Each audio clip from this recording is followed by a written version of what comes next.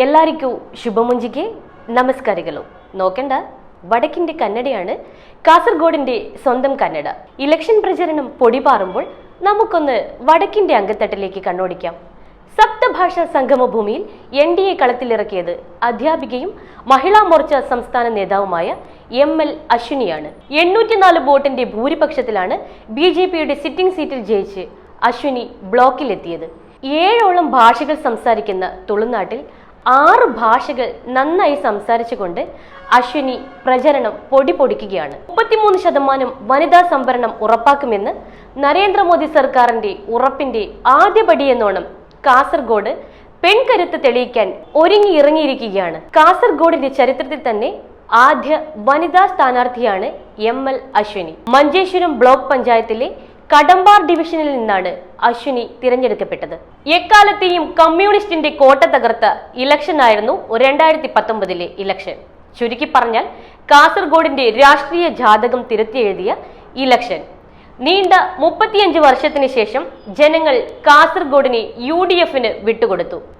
എന്തുകൊണ്ടും മാറ്റം അനിവാര്യമായിരുന്നു എന്ന് ജനങ്ങൾ തിരിച്ചറിഞ്ഞു എന്നതിന്റെ രാഷ്ട്രീയ ഉദാഹരണമായിരുന്നു 2019 ഉണ്ണിത്താന്റെ വിജയം.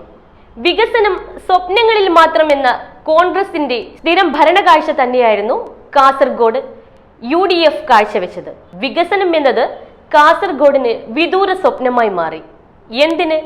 ജനങ്ങൾക്കൊപ്പം നിൽക്കാനോ വികസനത്തിന് തിരിതെളിയിക്കാനോ ഉണ്ണിത്താൻ പരാജയപ്പെട്ടിടത്താണ് ML അശ്വിനി എന്ന ജനപ്രതിനിധിയുടെ മൂല്യം മനസ്സിലാക്കേണ്ടത്. ബ്ലോക്ക് പഞ്ചായത്ത് അംഗമെന്ന നിലയിൽ പ്രാദേശിക മേഖലയിൽ ഇടം കണ്ടെത്തിയ പ്രതിനിധിയാണ് അശ്വിനി.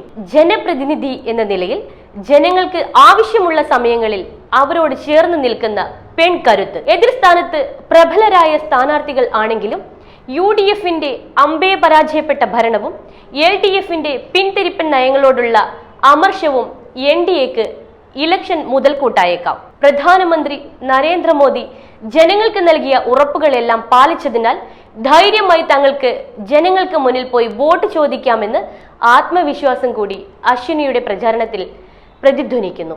ഇടതുപക്ഷവും വലതുപക്ഷവും മാറി മാറി ഭരിച്ചിട്ടും കാസർഗോഡിന്റെ ആരോഗ്യരംഗം വളരെ പിറകിലാണ്. ജനങ്ങൾ ആശ്രയിക്കുന്നത് തൊട്ടടുത്ത മാംഗ്ലൂരുവിലെ ഹോസ്പിറ്റലുകളെയാണ്. അതുപോലെ തന്നെയാണ് വിദ്യാഭ്യാസ മേഖലയും. കഴിഞ്ഞ കൊറോണ കാലത്ത് അതിർത്തി അടച്ചതിനെ തുടർന്ന് ചികിത്സ ലഭിക്കാതെ ഒട്ടേറെ ആളുകളാണ് മരണപ്പെട്ടത്. ഈ ദുരാനുഭവം ആവർത്തിക്കാതിരിക്കാൻ NDAക്ക് വോട്ട് നൽകുകയാണെങ്കിൽ കാസർഗോഡിന്റെ ആരോഗ്യരംഗം ഏറ്റവും മികച്ചതാക്കുമെന്ന വാക്കാണ് അശ്വിനി ജനങ്ങൾക്ക് നൽകുന്നത്. അതോടൊപ്പം മികച്ച വിദ്യാഭ്യാസ സ്ഥാപനങ്ങളും കാസർഗോഡിന് ലഭിക്കുമെന്ന് ജനങ്ങൾക്ക് ഉറപ്പു നൽകുന്നു. ന്യൂനപക്ഷ വിഭാഗങ്ങളുടെ വലിയ പിന്തുണ ഇത്തവണ കാസർഗോഡ് മണ്ഡലത്തിൽ NDAക്ക് ലഭിക്കും. ജനങ്ങൾ സുരക്ഷിതരാകും എന്ന ഉറപ്പ് ഇതിനകം ജനങ്ങൾക്ക് വന്നിട്ടുണ്ടെന്ന് വാസ്തവം തന്നെയാണ്. അതിനുദാഹരണമാണ് സ്വച്ഛ ഭാരത് അഭിയാൻ മുതൽ ബേട്ടി ബച്ചാവോ ബേട്ടി പഠാവോ നാരി ശക്തി തുടങ്ങിയ പദ്ധതികളെല്ലാം സ്ത്രീകളുടെ ഉന്നമനം ലക്ഷ്യമാക്കിയുള്ളതായിരുന്നു. ഇതിൽ നിന്നും BJP വനിതകൾക്ക് നൽകുന്ന പ്രാധാന്യം തിരിച്ചറിയാൻ കഴിയും. സ്ത്രീ പ്രാതിനിധ്യം ഉറപ്പാക്കാൻ തുളുനാട് ശ്രമിച്ചാൽ ആരോഗ്യരംഗവും വിദ്യാഭ്യാസ രംഗവും മികച്ചതാകും എന്നതിൽ യാതൊരു സംശയവുമില്ല. മോദിജിയുടെ ഗ്യാരണ്ടി അശ്വിനിയുടെ ഉറപ്പാണെന്ന #നോടൊപ്പം ML അശ്വിനിയെ വോട്ട് ചെയ്ത് വിജയിപ്പിച്ചാൽ പിന്നോക്ക ജില്ലയായ കാസർഗോഡിനെ മുന്നോക്ക ജില്ലയാക്കും എന്ന ഉറപ്പും കൂടി അശ്വിനി വോട്ടർമാർക്ക് നൽകുന്നു. വ്യക്തികൾക്ക് പ്രാധാന്യമുണ്ടെങ്കിലും വിഷയങ്ങൾ നോക്കിയാണ് വോട്ട് ചെയ്യുന്നത്. അടിമത്തത്തിന്റെ കാലമൊക്കെ പണ്ടേ കഴിഞ്ഞു എന്ന ജനശബ്ദം കാസർഗോഡും ഉയർന്നു വരുന്നുണ്ട്. അത് ഇത്തവണത്തെ ഇലക്ഷനിൽ കാണാതിരിക്കില്ല. വോട്ടിൽ വിഷയമാവാൻ സാധ്യതയുള്ള എൻഡോസൾഫാൻ ദുരിതബാധിതരുടെ പ്രതിഷേധവും ഭരണപക്ഷത്തെയും എതിർപക്ഷത്തെയും കാര്യമായി ബാധിക്കും എന്നതിൽ തർക്കമില്ല.